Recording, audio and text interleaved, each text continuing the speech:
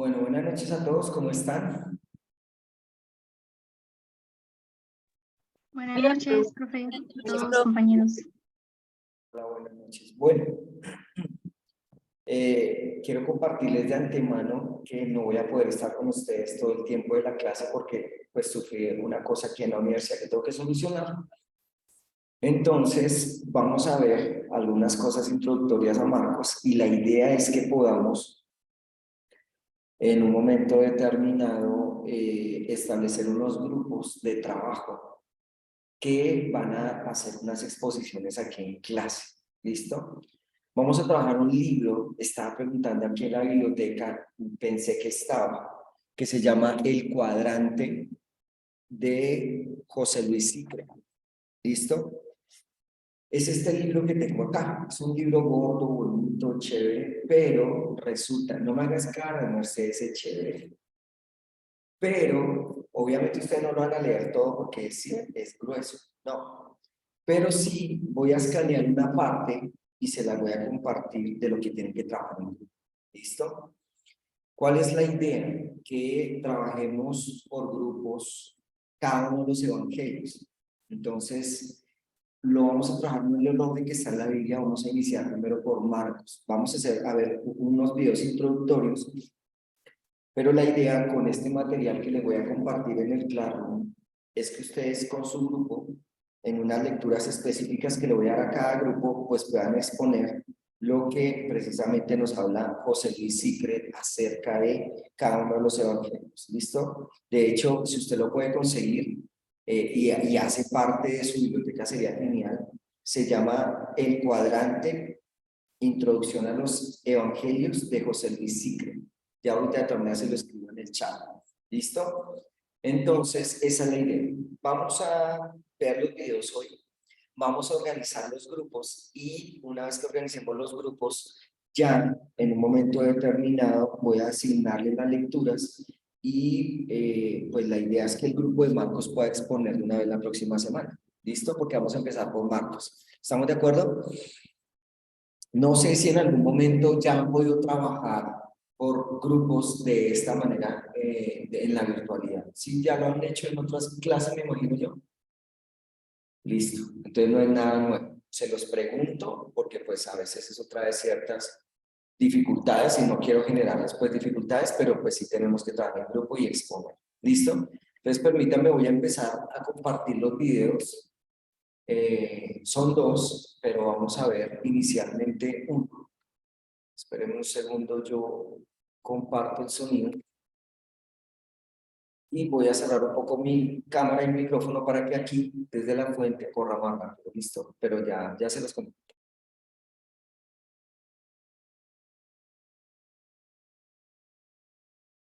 El Evangelio según Marcos.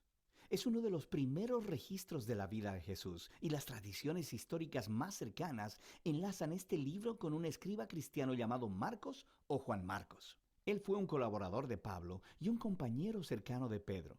De hecho, un historiador de la iglesia antigua llamado Papías registra que Marcos había recolectado todo el testimonio ocular y las memorias de Pedro y luego las acomodó en este registro. Pero Marcos no reunió al azar todas las piezas, sino que diseñó cuidadosamente la historia de Jesús. En la primera línea del libro, Marcos hace esta declaración respecto a Jesús, principio del Evangelio de Jesucristo, el Mesías, Hijo de Dios. Lo que es interesante es que esta es la única vez que Marcos te dirá lo que piensa. En el resto del libro, él te va a influenciar simplemente poniendo las acciones y palabras de Jesús delante de ti y mostrándote cómo otras personas reaccionan a él. Marcos ha diseñado la historia de Jesús como un drama con 3 actos.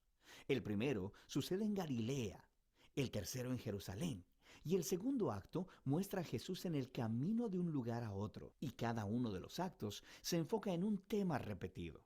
En el primer acto, todo el mundo está asombrado por Jesús y se preguntan, ¿quién es este Jesús? En el segundo acto, son los discípulos los que están luchando por entender qué significa que Jesús es el Mesías. Y luego, en el tercer acto, vemos la sorprendente paradoja de cómo Jesús se convierte en el rey mesiánico. Entremos en la historia y veamos cómo se desenvuelve. Después de la línea introductoria, Marcos comienza con una cita de los antiguos profetas, Isaías y Malaquías, quienes dijeron que Dios enviaría un mensajero a Israel para prepararlos para cuando Dios mismo venga a rescatar a su pueblo y se convierta en su rey. Y Marcos presenta a Juan el Bautista como el mensajero, y luego, justo cuando esperas que Dios aparezca personalmente, Marcos presenta a Jesús. Y mientras él llega a la escena, los cielos se abren, el Espíritu de Dios desciende sobre Jesús y Dios dice, tú eres mi Hijo amado. Después de esto, Marcos pone delante de nosotros un resumen del mensaje central de Jesús. Él fue por Galilea, anunciando las buenas nuevas de que el reino de Dios se ha acercado. Jesús está continuando con la historia de las Escrituras del Antiguo Testamento sobre la operación de rescate de Dios para su mundo. A través de Jesús, Dios está restaurando su reino sobre el mundo al confrontar y derrotar el poder de la maldad sobre las vidas de las personas.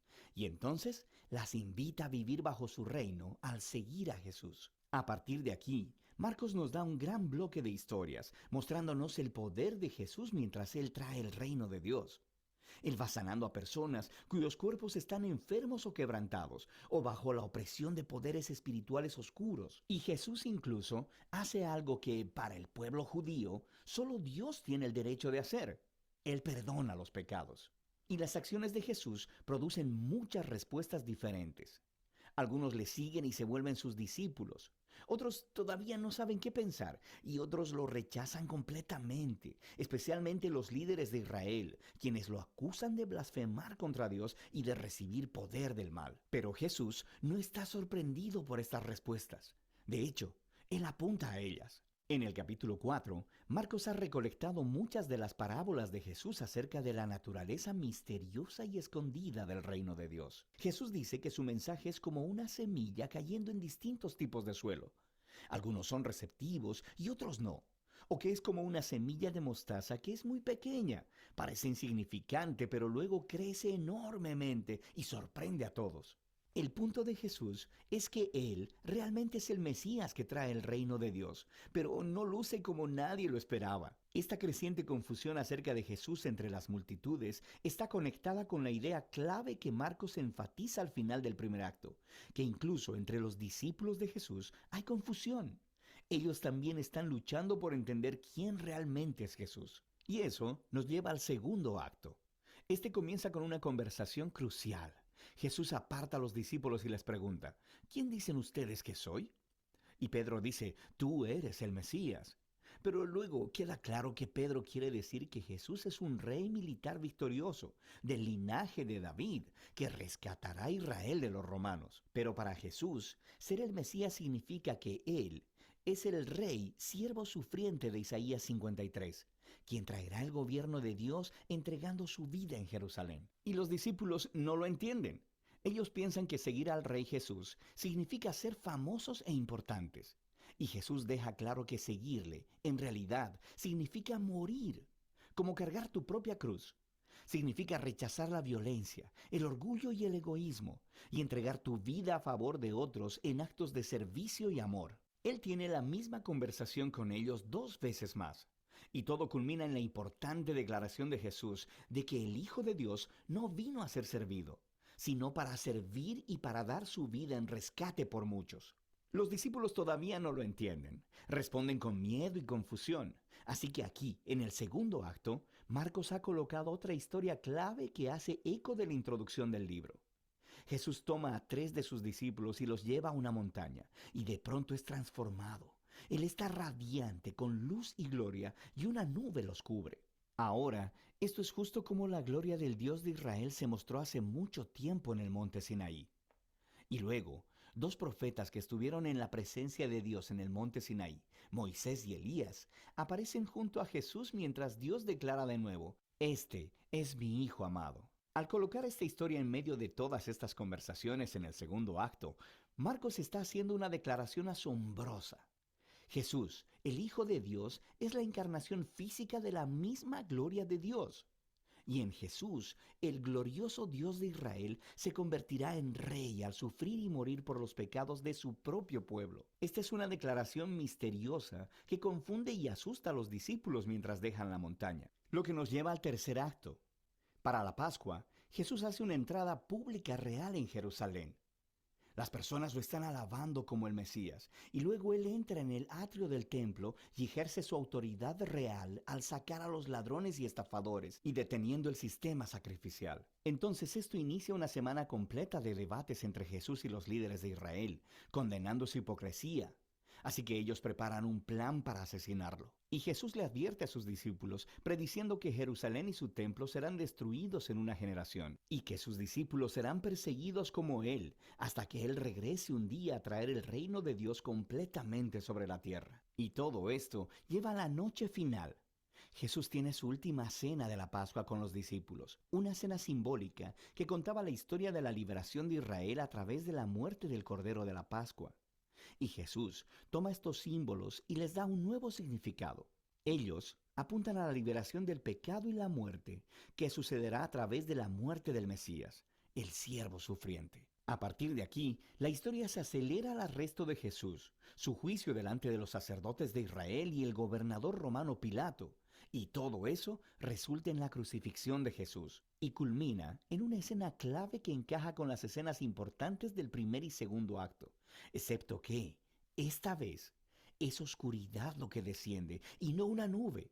Y en lugar de una voz divina del cielo, se escucha la voz de Jesús clamando antes de morir. Y luego, lo más sorprendente es que es un soldado romano que mira a Jesús morir, el que entiende y anuncia quién Jesús es.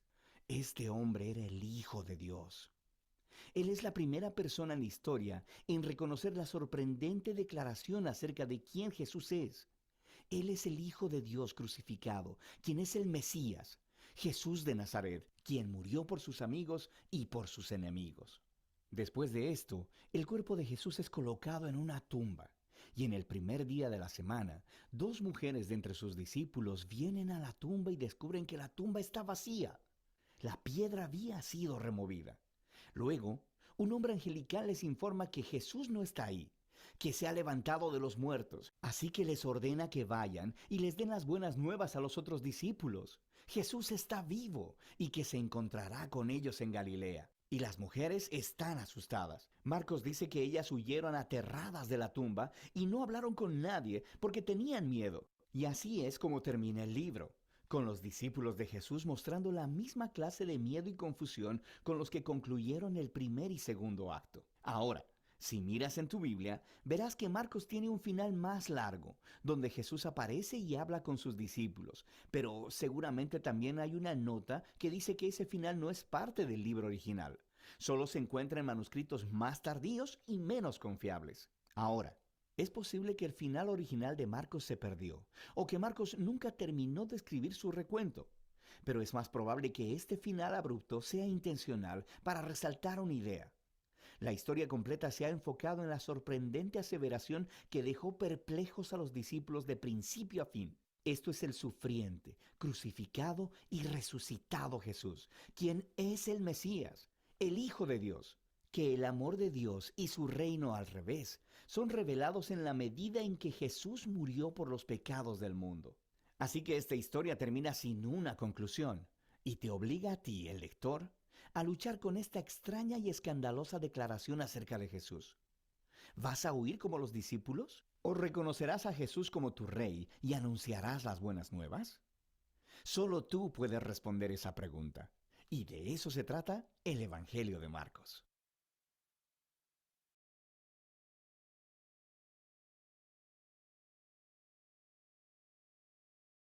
Bueno, como les decía, esta es la primera parte. Esta es como una introducción más o menos de lo que vamos a ver. Pero naturalmente, pues en la exposición y con lo que yo reforzaré, pues vamos a ver muchas más cosas. Pero que lo importante es la partición de Marcos, poderla ver en esos tres momentos, ¿cierto? Que nos relata precisamente el mismo libro. Bueno, entonces permítanme, les voy a compartir el segundo videito rápidamente y ya les voy a decir cómo lo vamos a trabajar entonces. Un segundo. Listo. Va.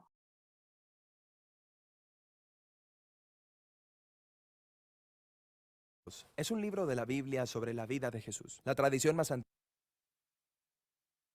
El Evangelio de Marcos es un libro de la Biblia sobre la vida de Jesús. La tradición más antigua y confiable nos dice que fue escrito por un hombre llamado Juan Marcos. Marcos no simplemente tomó al azar un montón de historias acerca de Jesús y las puso juntas. Él diseñó este libro para abordar algunas preguntas muy específicas acerca de si Jesús era o no el Mesías judío. Paremos ahí, porque este es un término con el que muchas personas, como yo, no están familiarizadas. El Mesías era una figura de un rey, en ocasiones llamada el Hijo de Dios, que Israel estaba esperando para venir y establecer un reino aquí en la tierra. En los tiempos de Jesús, Israel estaba ocupada por Roma.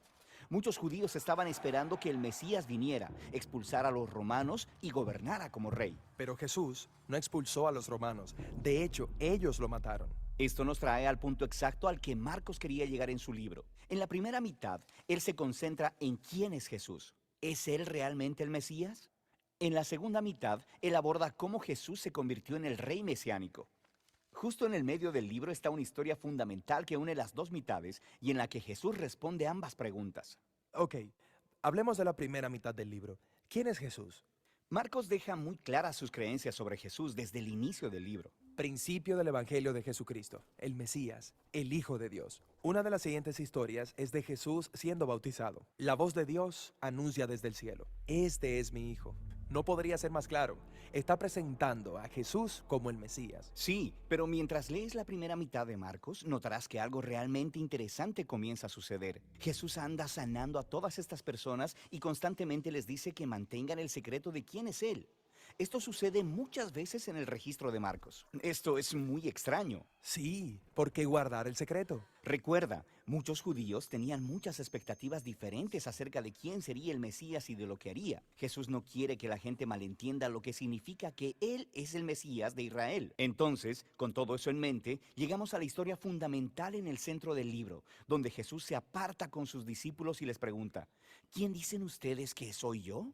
Pedro le dice lo que todo el mundo ha estado diciendo: tú eres el Mesías, el Hijo de Dios. Pero luego sucede algo nuevo, porque Jesús comienza a explicarles cómo es que Él se convertiría en el rey mesiánico. No es lo que ellos esperaban. Él dice que sufrirá y morirá, y gobernará convirtiéndose en un siervo, o en sus propias palabras: el Hijo del Hombre no vino para ser servido, sino para servir y para dar su vida en rescate por muchos. Pedro se sobresalta al escuchar esto. Él reprende a Jesús porque no hay forma en que él dejará que Jesús muera. Jesús le responde: quítate de delante de mí, Satanás. Algo verdaderamente intenso. Realmente lo es, pero resalta lo importante que era para Jesús que sus discípulos entiendan quién Él realmente es. Y entonces, aquí en esta sección fundamental, Jesús trata de tener esta conversación con ellos en 3 diferentes ocasiones. Cada vez, ellos responden confusos y con miedo. Ok, esto nos lleva a la segunda mitad del libro, donde Marcos aborda la pregunta sobre cómo Jesús se convierte en el rey mesiánico.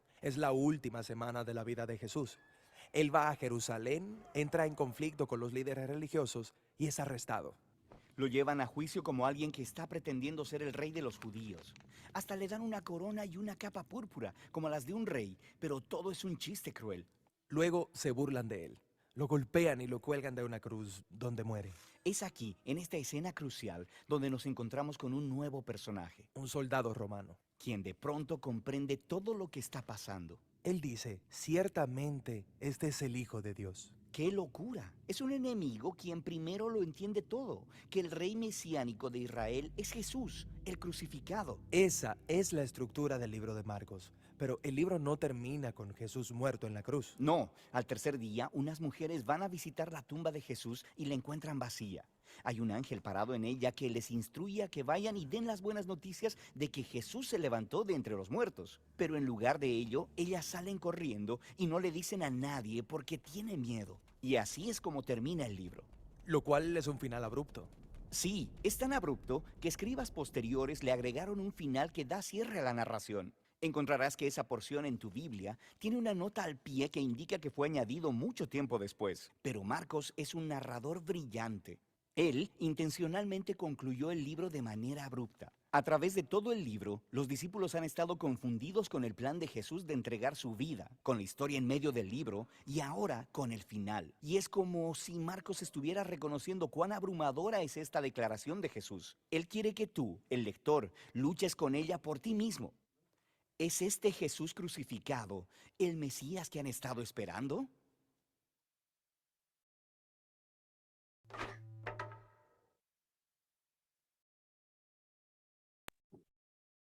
Listo. Entonces, ¿se acuerdan cuando en la clase pasada nosotros estábamos hablando que Marcos se tenía que leer de la manera exegética en cuanto al siervo sufriente? Porque esa es la manera precisamente en la que Marcos lo muestra para hablar que él sí es el Mesías. Entonces es una obra realmente interesantísima y eso es lo que vamos a ir descubriendo en el transcurso de estas clases que vamos a tener.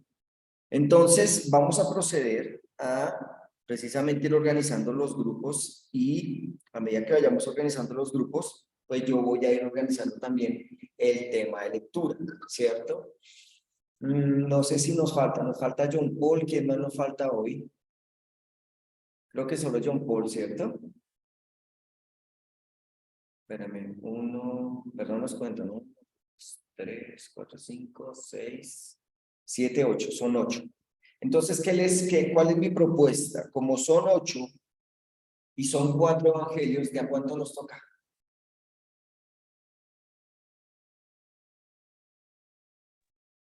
¿De a cuántos? Ay, no puede ser. 20. De a 2. Ya 2, muy bien, Sarita, muy bien. Entonces, yo quiero dejar que ustedes escojan sus propios grupos, pero sí necesito dejarlos definidos hoy. Eso es lo que tenemos que hacer. ¿Listo? Entonces, ¿cómo quieren que lo hagamos? Ustedes escogen las personas, les ayudo yo. ¿Cómo lo quieren hacer?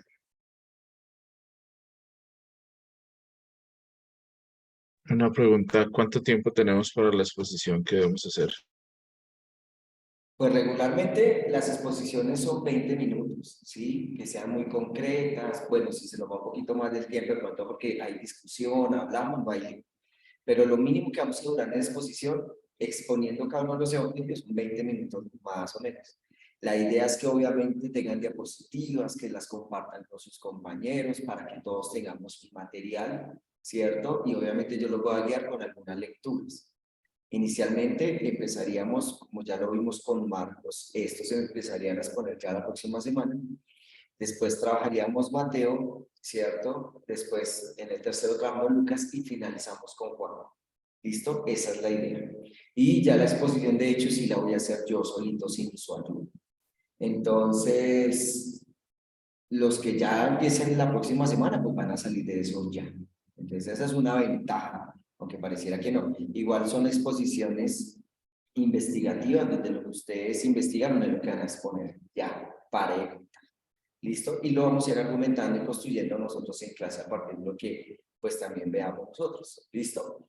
Entonces, empecemos por la organización de los grupos. ¿Quién quiere trabajar con quién? Y yo lo voy apuntando acá de una vez. Daniel, ¿con quién quieres trabajar?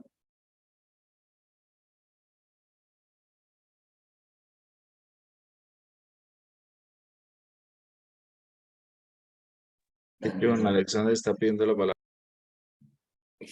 tan salvado por la campaña. Don Alexander, señor. Hola, profe, buenas noches. Yo quiero trabajar con la compañera Sara Moreno. Como lo sospechaba yo desde un principio. Listo, no hay lío. Está bien. Bueno, ya hay una. Entonces, pero Sara, ¿tú quieres trabajar con John Alexander o no? Yo creo. Es por pura Le digan que sujeción. no la pongo a lavar la losa, si no, y si dice que no. Listo, ok. Entonces ya tenemos un grupo. Vamos con el segundo. Daniel, ¿con quién? No se espera, miro, profe. Bueno, mientras que Daniel lo piensa, José que tuvo la oportunidad. María José, ¿con quién quieres trabajar? María José se compre. Ahora sí ya. María José, ¿con quién quieres trabajar? Lo estoy pensando. Ahora todos los Mercedes, ¿con quién quieres trabajar? Con Daniel. Daniel, ¿tú quieres trabajar con Mercedes?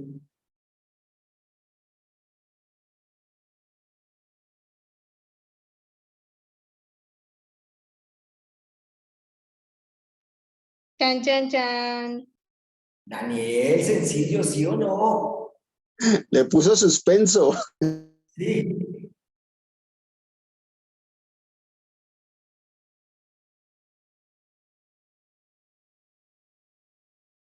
No, Daniel ya no quiere trabajar con Mercedes, eso es evidente. Démosle tiempo, profe. Démosle tiempo. ¿Cuánto más tiempo si ya ahorita vamos a terminar la clase? Jamie, Ni ¿con quién, se fue. Jamie, ¿con quién quieres trabajar? Hola, profe. Buenas noches. Recuerden que acá falta John Paul, ¿no? Jamie, ¿con quién quieres trabajar? Profe, ¿me escucha? Jamie, vamos a trabajar un evangelio cada grupo. ¿Listo? Por ejemplo, Sara y John van a trabajar Marcos. Como fueron los primeros en postularse, que sean los primeros en salir de una vez. ¿Listo? Ahora estamos buscando el de Mateo. ¿Con quién quieres trabajar, Jamie? Profe, con el compañero que desee trabajar conmigo, no tengo. No, y cualquiera. Está Henry, está John Paul, está Daniel, María José. ¿Con quién quieres trabajar, Jamie?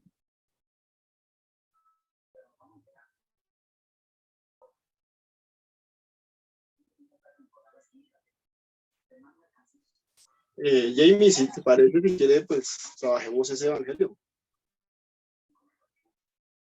Ok. Jamie, Sí, coge- sí, profe. Listo, entonces el segundo grupo es Jamie y trabajarían Mateo. ¿Estamos? Listo, cada vez que hay menos opciones, conste la constancia bien constanciada.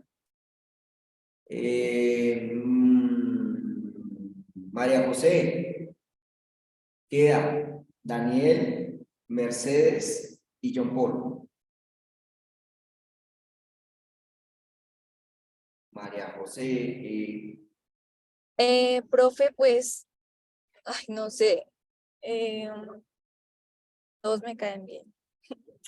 Profe Daniel dice que le está molestando el internet. ¿a quién? Le cayó Daniel, que se le cayó el internet. Ah, ok. Listo. Pues no sé, profe. ¿Quieres trabajar con John Paul? Pues sí, sí, yo no tengo problema, claro que sí. Listo, entonces trabaja con John Paul el tema de Lucas, ¿listo? ¿De qué, profe? Lucas, vamos a trabajar con ustedes, Lucas. Ay, profe, no te entiendo. Lucas, Ah, ok, gracias, profe. salió, listo. Y entonces, finalmente, Daniel y Mercedes trabajan con Juan, ¿listo? Juan, trabaja con Juan, ¿listo? ¿Cuál es la idea? Yo voy a compartirles a cada uno en el Classroom las lecturas que deben hacer para hacer sus trabajos. Yo voy a tratar de dejárselas mañana mismo colgadas. ¿Listo? Yo voy a colocar las lecturas generales y usted toma la que le corresponde. Voy a subir la de Mateo, la de Marcos, la de Lucas y la de Juan. Las subo todas porque la idea es que a ustedes les quede y si después quieren leer, pues lo hagan sin ningún problema. ¿Estamos de acuerdo? Pero la idea es que ustedes tomen la lectura que les corresponde. ¿Eso qué significa? No significa que si tienen otros autores fuera de los que yo les propongo que les sirva para complementar, háganlo. ¿Qué vamos a hablar? Del autor, para que lo tengan en cuenta, por favor, del autor, de la fecha aparente de composición del libro. ¿Listo? Y vamos a hablar de la estructura.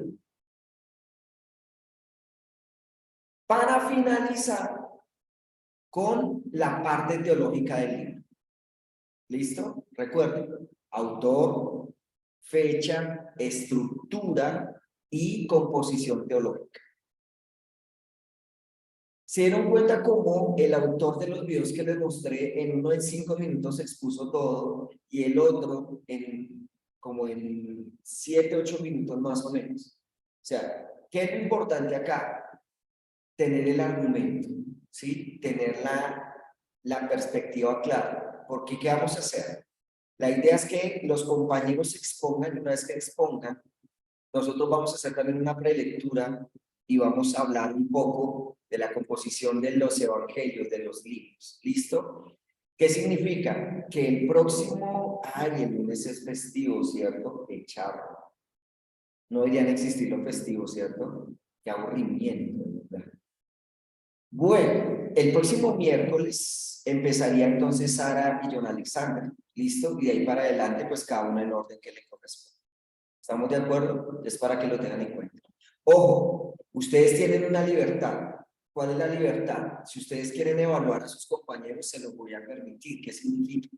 Ustedes pueden hacer un quizzes, ustedes pueden hacer un Kahoot, ustedes pueden hacer muchas herramientas que tenemos si quieren ayudar a que sus compañeros en un momento determinado se aprendieron o no aprendieron. Eso hace parte de la dinámica chévere de la clase. Ustedes si quieren hacer lo que repito, quizzes, Kahoot, ahorita hay una cantidad de herramientas que pueden utilizar para evaluar y es chévere. ¿Listo? Entonces ahí se los dejo por si quieren al final de sus exposiciones hacerlo. Que sería interesante para ver hasta qué punto todos comprendimos lo que estamos aprendiendo. ¿Listo? Y nos ayuda de paso para el parcial. John Alexander, señor.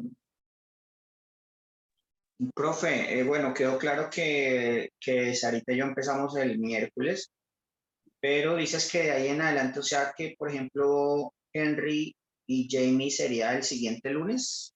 Dice, sí, el siguiente lunes. Y el miércoles entrante, entonces ya serían John Paul y María José. Y el último, el próximo miércoles, casi en 15 días, estarían Daniel y Mercedes, que sean los que cierran.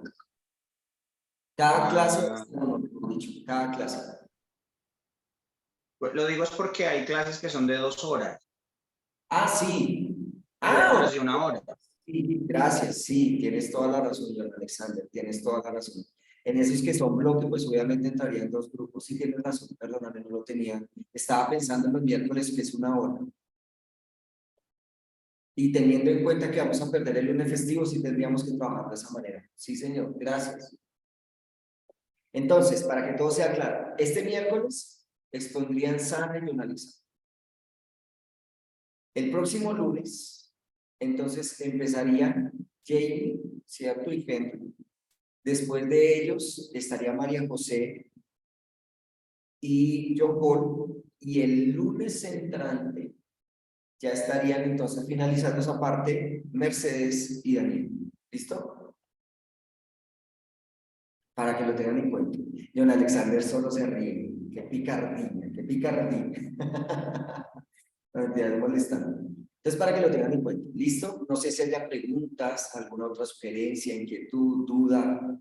Profe, Dime, María José. profe, ¿me escuchas? Sí, señora. Perdóname, es que tengo malísimo internet. No te preocupes. Es que te quería preguntar, John Paul y yo expondríamos de este lunes festivo en 8, ¿sí? Estarían exponiendo el próximo miércoles, dentro de 8 días, María José. Miércoles. Listo. En la segunda hora, ¿listo? Sí, señor. Gracias, profe. Ok. Entonces ya saben, se lo repito, fecha, autor, estructura, teología. Las 4 cosas deben estar en su exposición de cada uno de los evangelios. Y les repito, si quieren utilizar lecturas de apoyo, ustedes después citen de dónde sacaron las cosas, pueden estar en toda la libertad.